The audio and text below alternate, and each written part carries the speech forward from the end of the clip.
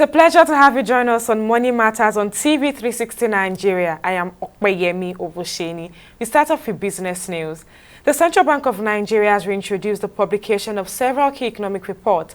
The CBN, in a statement on its official X handle and signed by its acting director, Corporate Communications, CD Akama Ali, on Tuesday, said the initiative is part of its broader effort to enhance transparency, promote informed decision-making, and support economic growth. The Apex Bank also reaffirmed its commitment to fostering transparency and accountability in the Nigerian economy.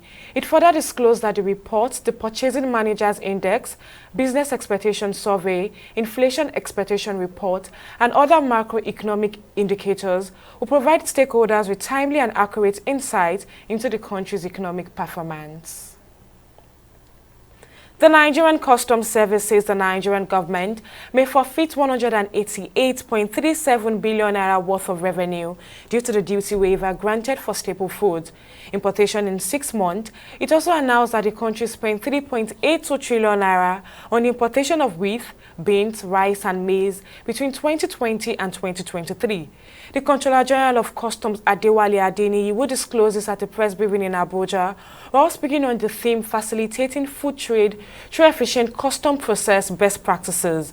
Now, giving updates on the directive, Adeniyi explained that the government's initiative, while crucial for addressing the nation's food security challenges, have significant implications for the customs service.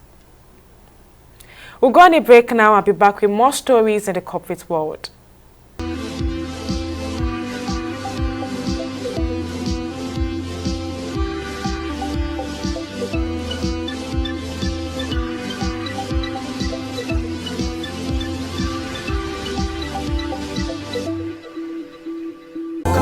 Not in my country.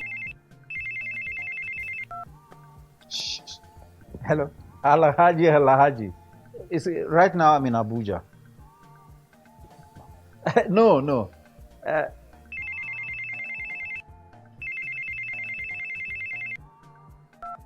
Hello, Adamu. Right now I'm in Kano.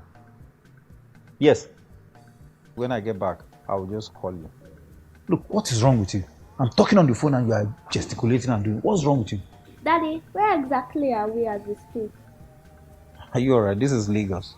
Well, you just lied to someone that we are in Abuja. Keep quiet. Who told you can tell an elderly person is lying?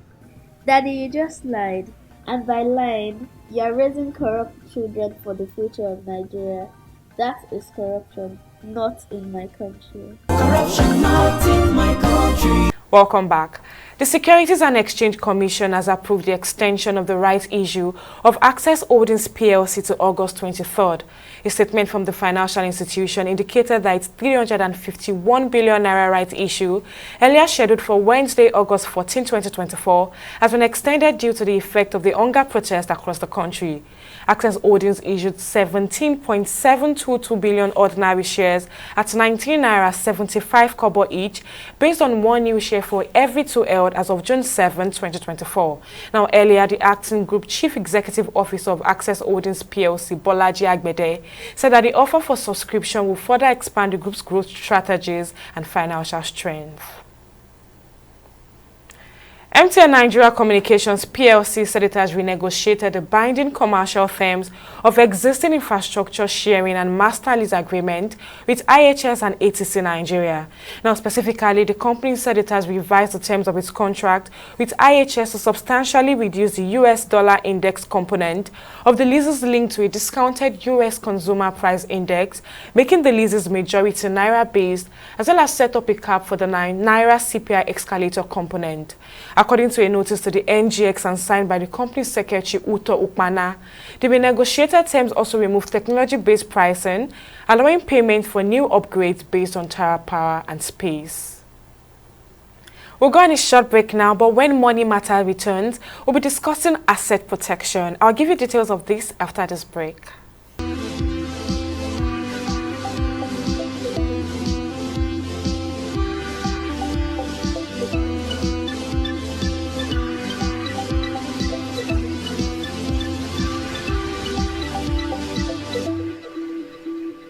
In the last 3 years, we have built a multi-purpose center which is the envy of all in our constituency.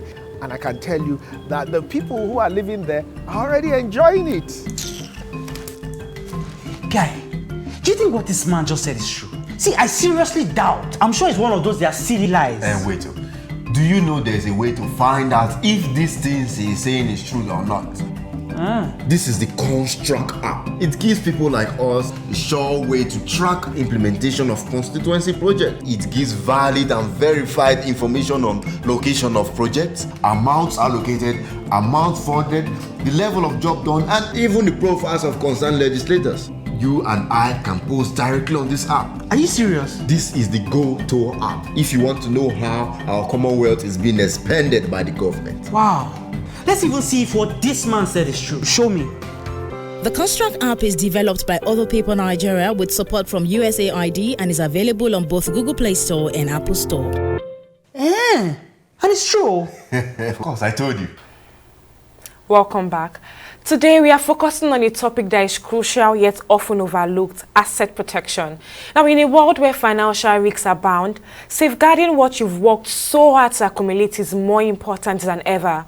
Asset protection is not just about preserving wealth, it is about creating a robust defense against unforeseen circumstances that could potentially erode your financial stability. Now, whether it's through insurance, estate planning, or effective tax management, the goal is to ensure that your assets remain secure and can continue to support your long-term goals. Now, consider this. You spent years building your wealth, perhaps through investment, real estate, or your business, but without proper protection, these assets could be at risk due to legal claims, economic downturns, or even mismanagement. Asset protection strategies are designed to minimize these risks and provide peace of mind, knowing that your wealth is safeguarded. Today, we'll look at how insurance, estate planning, and tax management come together to form a comprehensive asset protection strategy. Now, joining me to discuss this further is Oyeyinka Oyekon, the head of HNI and Corporate at Corrywise Financial Technology Limited. Thank you for joining me on the program, Mr. Oyekon.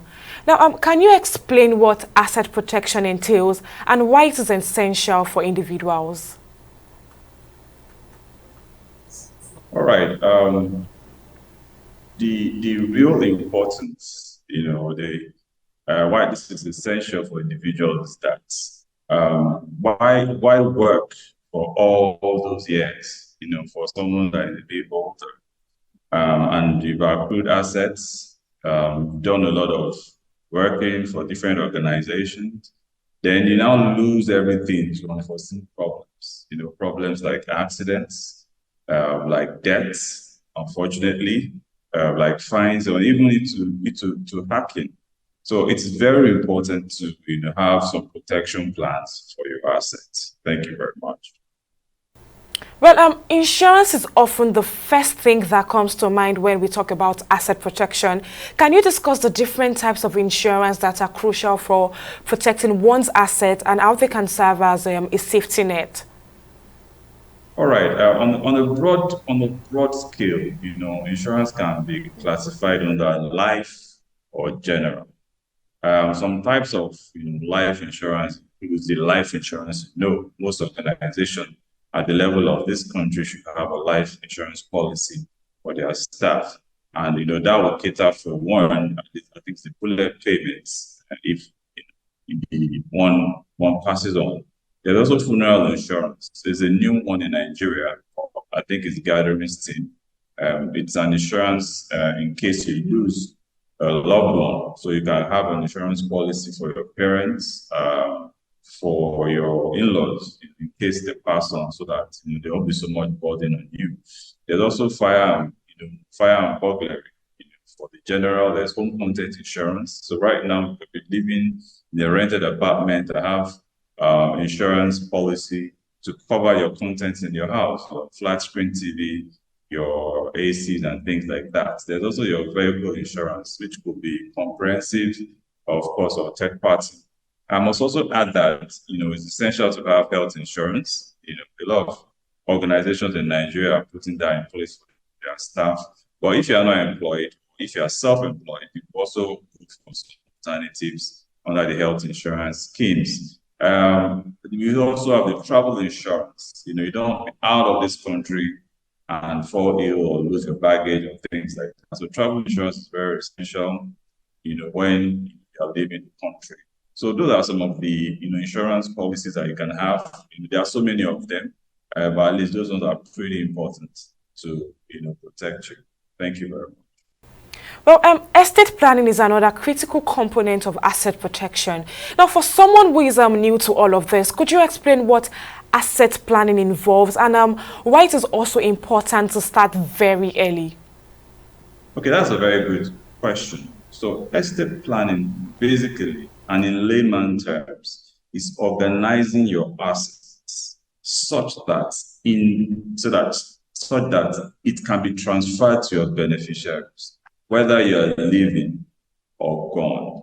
So you could have a private trust, an educational trust, and other living trusts, such that while you're alive, or you've planned for your beneficiaries or your loved ones, when you don't earn as much as you earn today, or perhaps you just want to organize your affairs while you are still alive. And that's why you hear things like trustee babies out there. So that you can have a living trust, for your beneficiaries or your loved ones. Also, the common one that we know is having a will. You can have a will in case, to prepare yourself or to prepare your assets to transfer to the next generation or to your beneficiaries or to your loved ones in case you pass. Now, a private trust can also be assumed under, where you give part of the administration of your will to a trustee so that they can manage your affairs, a bit more equitably.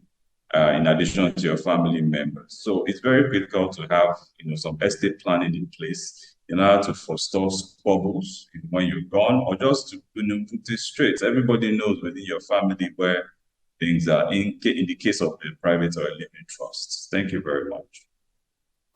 Now, Mr. Oyekon, let's talk about taxes. When we think of taxes, it's usually with a sense of dread. Now, but however, effective tax management can play a significant role in asset protection. Can you share some strategies on how individuals can use tax planning to protect and grow their assets? So, to be honest, using tax as a form of protection is essentially, to pay your tax. And to avoid fines. Don't practice tax evasion. It's when you practice tax evasion that you can be fined in the future or even imprisoned. Just that the laws in our country have not been enforced to that level. So one very basic thing is to ensure that you pay your tax. However, if you want to be smart by half, you can now go into what is called tax management, or what some people call tax avoidance. Is a legal route to manage tax burden on you. Some avenues through which you can achieve that is to do what they call additional voluntary contribution under the pension scheme in Nigeria. But mind you, it's not a short-term investment. At the minimum, you can only withdraw 50% of what has been saved, say today, in 2 years' time. And even if you withdraw that, at that point, it will be taxed. So if you are doing additional voluntary contribution under the pension scheme, you might as well, just leave that until when you retire at 50 years and above. Secondly, you can also look at avenues of having a life insurance. I don't think that's, not all life insurance policies are tax exempt or are taxable. So you need to, talk to your insurance company to know which one is tax exempt or not. Also, a private trust is actually tax exempt. So you may want to look at the general portfolio as an individual and look at how you can manage your affairs in order to manage the tax burden. However, it is very, very critical to pay your tax as an individual and as a citizen of the Federal Republic of Nigeria. Well, what will you see as some common challenges or mistakes people make when it comes to asset protection, and how can they be avoided? All right. First, like we've said ab initio, not insuring your assets is a no-no. It's a big mistake. You need to insure your assets. We've seen so many instances where insurance companies have really come to the party when people lose their assets. So it's very important that you insure your assets, be it your home content, be it your vehicle, be it your, I know we are not talking about business, be it your business as well. But insurance policies are very important. Having a life insurance policy at the level of your organization, I implore all businesses to have life insurances for their staff. It's very important. Secondly, health insurance is very important as well. You know that healthcare is not very cheap.